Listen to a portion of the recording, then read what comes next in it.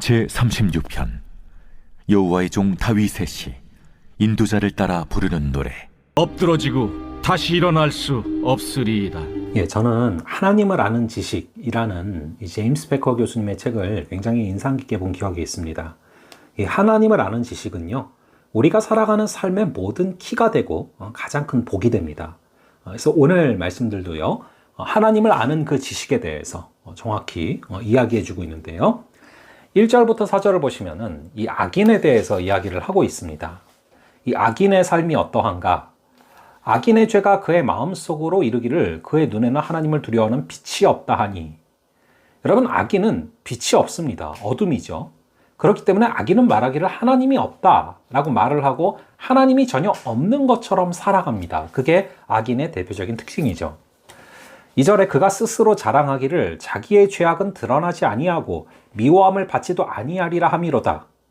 여러분, 이 악인들은 죄를 안 들키면 그만이다 이런 생각을 하면서 모든 것을 다 숨기고 살아갑니다.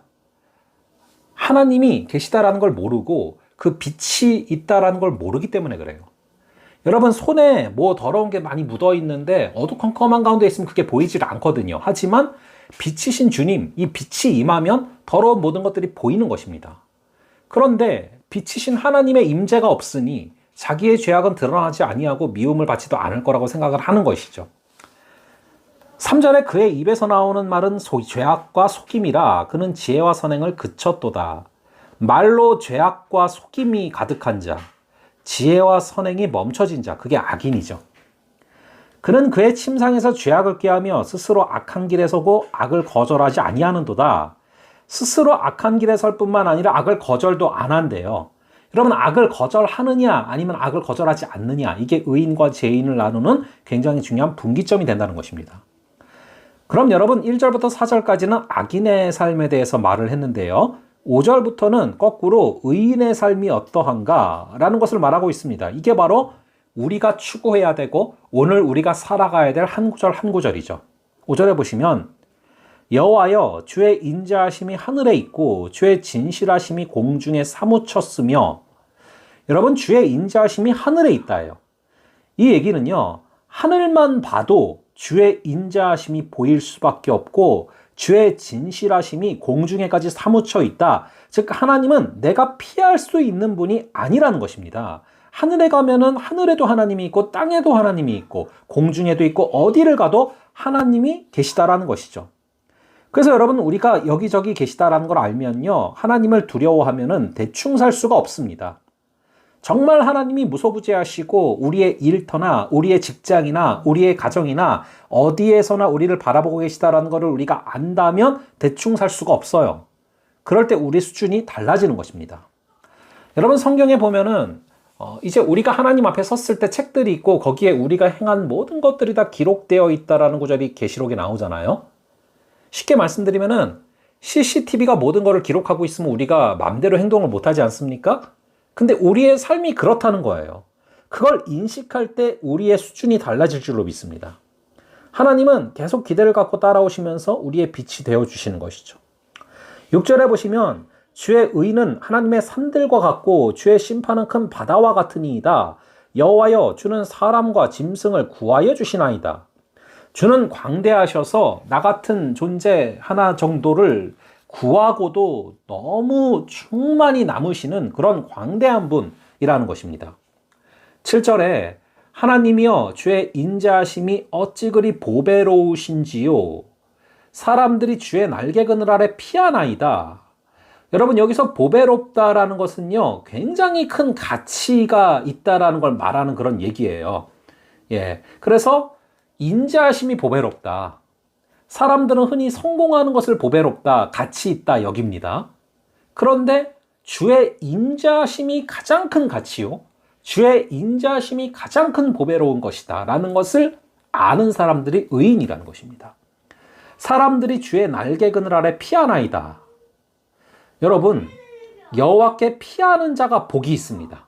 우리가 어떤 일이 생길 때 여러 관계가 생각날 수 있고 사람들이 생각날 수 있고 돈이 생각날 수도 있고 다양한 방법들이 생각날 수 있겠지만 우리가 가장 어려움에 처했을 때 우리가 피할 곳이 여호와 하나님이 되기를 간절히 바랍니다. 주의 날개 그늘 아래 피하는 우리가 되기를 바랍니다. 그런 자가 복된 자예요. 그런 자들은 8절에 보시면 주의 집에 있는 살찐 것으로 풍족할 것이라 주께서 주의 복락의 강물을 마시게 하리이다.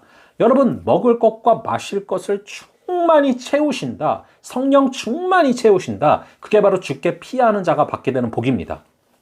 9절에 보시면 진실로 생명의 원천이 주께 있사오니 주의 빛 안에서 우리가 빛을 보리이다.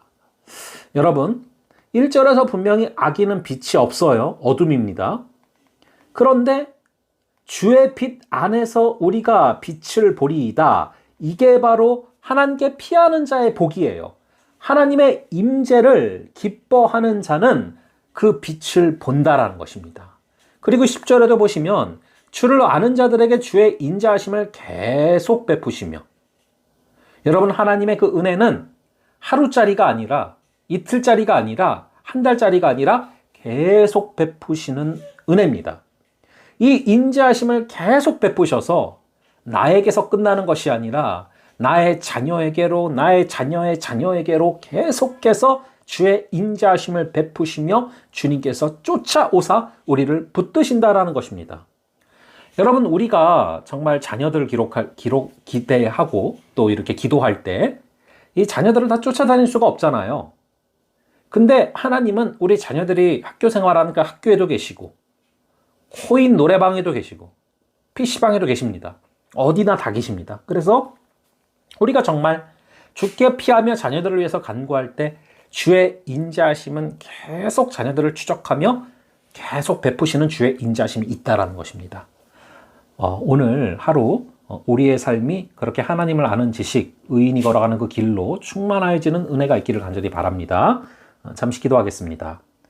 아버지 하나님, 오늘 시편을 통하여서 이 악인의 삶과 죄인의 삶이 대조되는 그 모습들을 바라보며, 아버지 하나님, 주의 인자하심은 하늘에도 있고 공중에도 사무치고 주님이 계시지 않은 곳이 없음을 다시금 바라봅니다. 주님, 아버지 하나님, 어딜 가나 계시는 주님, 주의 인자하심이 어찌 그리 가치로운지요. 이것이 우리의 고백되게 하시고, 우리가 어려움에 당하는 순간순간마다, 아니 기쁠 때에도 항상 주의 그늘 아래 피하는, 주의 날개 그늘 아래 피하는 그런 역사를 허락하여 주시옵소서.